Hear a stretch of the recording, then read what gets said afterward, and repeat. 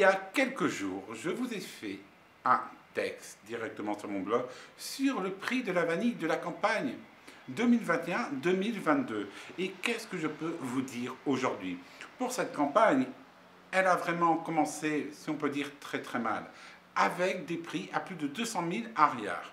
Donc, on va faire par rapport au cours du jour d'aujourd'hui, donc euro arriari. Alors, nous sommes à 4 576, c'est-à-dire à 43 € du kilo pour de la vanille verte. Sachant qu'il faut en moyenne entre 5 et 7 kilos pour faire 1 kilo de vanille noire. On va prendre 7 kilos parce qu'on va dire qu'on aime bien les grandes. On arrive à 305 €. Prenez la marge.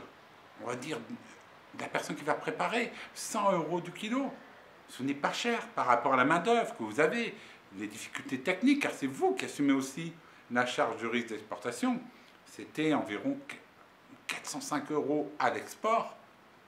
Et là, vous rajoutez 15 € de fret aérien, le fret aérien a fortement augmenté, plus vous rajoutez l'assurance, 2 € du kilo, on arrive à 422, et là on va rajouter la TVA, donc on arrive à pratiquement 450 € du kilo. Imaginez-vous le prix de revente en France. C'est beaucoup trop cher pour la vanille de Madagascar, sachant que la Papouasie actuellement tire des prix. Vous prenez la planifolia de Papouasie. La planifolia de Papouasie est à 200 € du kilo. Donc, actuellement, qu'est-ce qu'on a vu? C'est que le prix de la filière vanille, il y a eu un décret qui a dit que c'est 75 000 arrières pour la vanille verte. Donc, on divise par le même montant, ça fait 16 €. On va multiplier par ça, ça fait 115.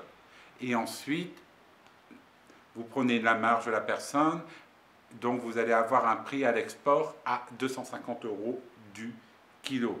Mais pour n'importe quelle vanille, de la gourmet comme de la rouge. Donc les producteurs vont être incités indirectement à faire plus de la vanille rouge, c'est-à-dire une vanille industrielle, que de la vanille gourmet.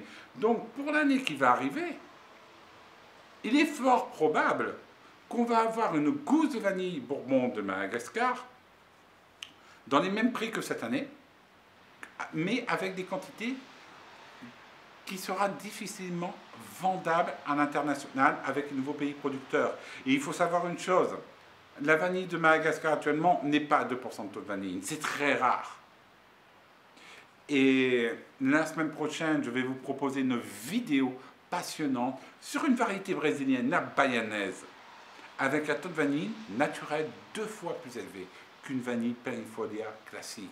Alors moi je vous dis, abonnez-vous au comptoir de Thomas Masina, chaque jour des nouvelles vidéos sur le monde des épices, sur le monde de la vanille et des expéditions Ranger à travers le Brésil, mais ça sera après le Covid. Allez, à bientôt.